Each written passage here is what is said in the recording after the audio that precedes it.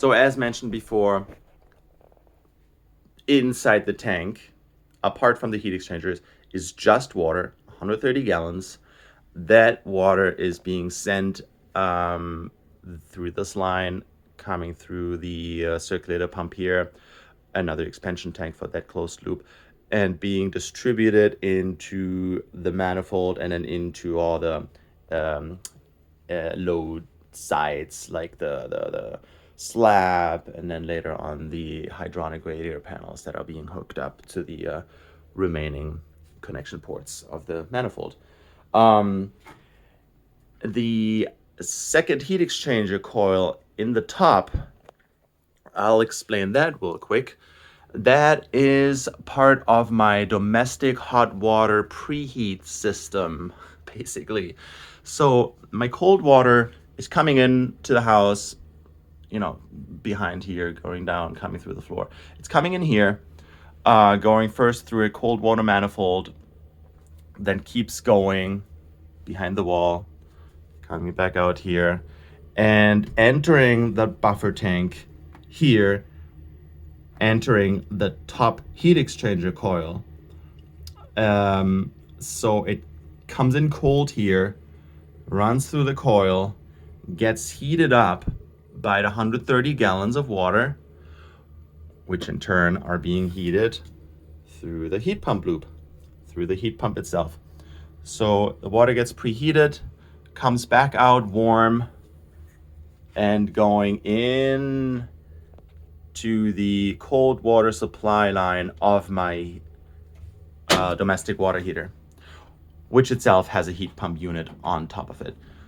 So if I'm ever, if I draw hot water at the sink, shower, whatever, the makeup water isn't even cold. It's already preheated, which means that this heat pump of my domestic water heater is basically not really running ever, or like very rarely, just to bring it up to temperature all the way. Excuse me. So the benefit of that is I don't have this heat pump working against the outside heat pump. So the outside heat pump is heating my house, is heating the floor, heating everything up, and then this heat pump would suck the heat back out of the house, transfer it onto the water so that I can then shower with it or do whatever. So this heat pump would be competing with the other heat pump, which doesn't really make sense. That way that I have it set up right now, I have the outside heat pump through the coil, heat those 500 liters, which then heat the house and also heat the cold water supply of my domestic hot water. And the system runs great. I have no complaints. I love it. Everything works out the way I hoped and thought it out. And to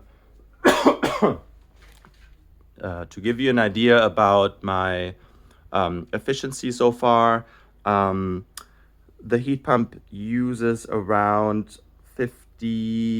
between 40 and 60 kilowatt hours of electricity a day, which translates to, here in Vermont where I live, to about $6 to $8, I think, or something like that, a day to heat my house, heat my domestic hot water, doing everything. I'm pretty happy with that. I don't know if it could be better. I know it could be a lot worse. I have a 1,500 square foot house, huge windows. I still have a lot of heat loss. But I'm not even done building yet, so these windows will actually all get doubled up with another set of double pane windows to make, in the end, quadruple pane windows out of them, because I got these windows for free. I already did this experiment with these little ones up there.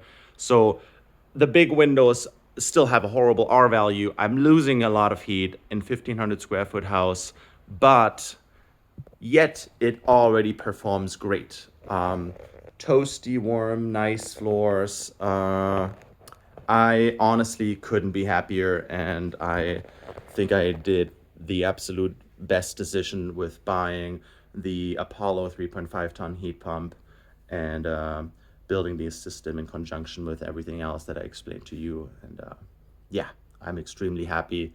It's frigidly winter outside right now, and it's very comfortable inside. I mean, you see me walking around in socks, and I'm wearing a t-shirt. So thanks.